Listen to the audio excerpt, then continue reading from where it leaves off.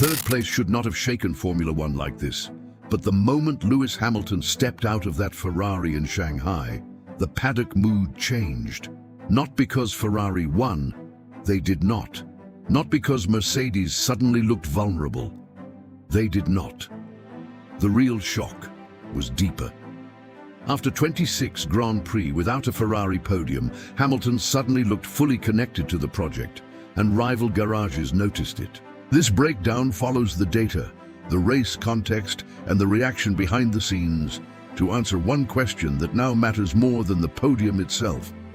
What exactly did Shanghai reveal? That is where the story begins now. Before we go deeper, make sure to subscribe to the channel and tell in the comments where you are watching from right now. Every message is read carefully, and something many people ask is how these news-style videos are created. Simple videos like this helped monetize several YouTube channels. If you want to learn how to create channels in this format, there is an ebook in the pinned comment. Just open the link and see how it works.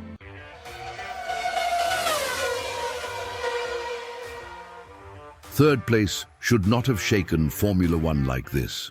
But the moment Lewis Hamilton stepped out of that Ferrari in Shanghai, the mood across the paddock shifted.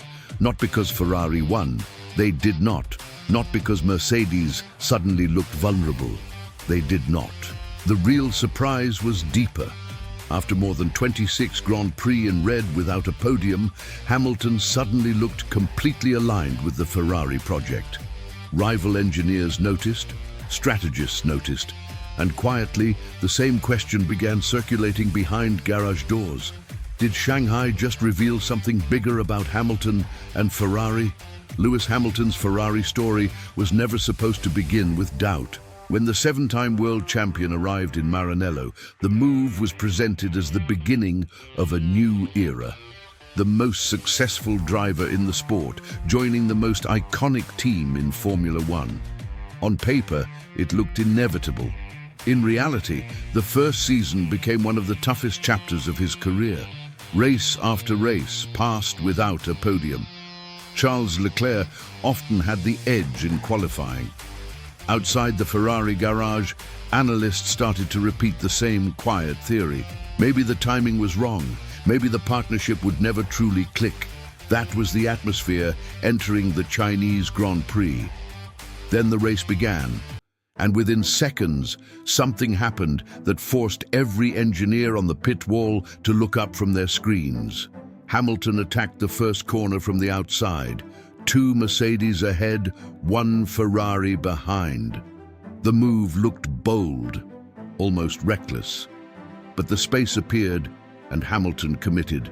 For a brief moment, a Ferrari driven by Lewis Hamilton led the race into the next corner. The grandstands reacted instantly. Mechanics leaned over the pit wall. And somewhere inside the paddock, a familiar realization resurfaced. Lewis Hamilton still knows how to change the rhythm of a race. But the real story of Shanghai was not the opening lap. It was what happened later. As the race unfolded, Ferrari's internal battle began to shape the afternoon. Hamilton and Charles Leclerc, same team, same machinery, same strategy window, but neither driver was willing to give away the final podium position. Lap after lap, the pressure increased. The gap between them closed again and again. Through fast corners, the Ferrari looked balanced. Through long runs, the tires held their performance. The car stayed stable, predictable, calm, under pressure, and the positions changed more than once. One lap, Hamilton defended. The next lap, Leclerc countered. Braking zones became arenas of precision. Corner exits turned into opportunities for retaliation, the kind of racing that tests 2 drivers without forcing the team to intervene. For more than 15 laps, the fight continued. And during that battle, something subtle became visible, not necessarily to the fans watching the broadcast, but to the engineers studying the numbers. The Ferrari looked different. The race pace remained consistent across long runs. The balance of the car stayed controlled, even under heavy pressure from behind. The tires did not collapse the way they sometimes had earlier in the season. For the first time since Hamilton joined the team, the Ferrari looked comfortable during a full race distance. That detail matters more than it seems, because championships are rarely defined by a single spectacular lap. They are built on cars that remain predictable across many laps. When a car reaches that state of stability, engineers can begin unlocking performance that previously remained hidden. By the final laps, Hamilton secured the third position.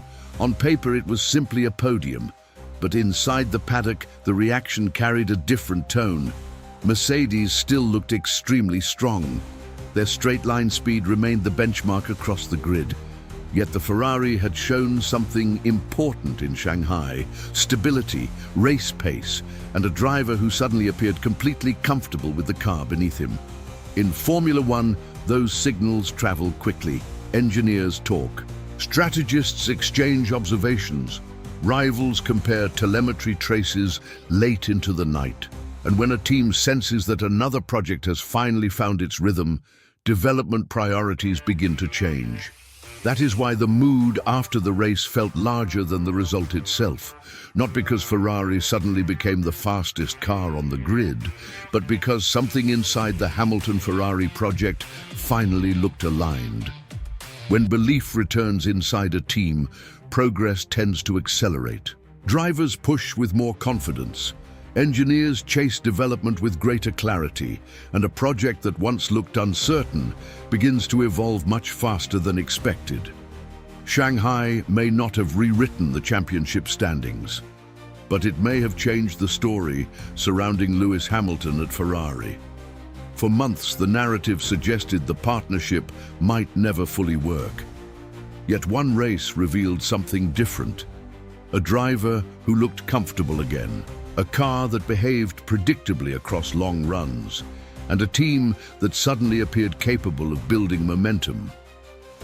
Sometimes the turning points in Formula One do not arrive with a victory.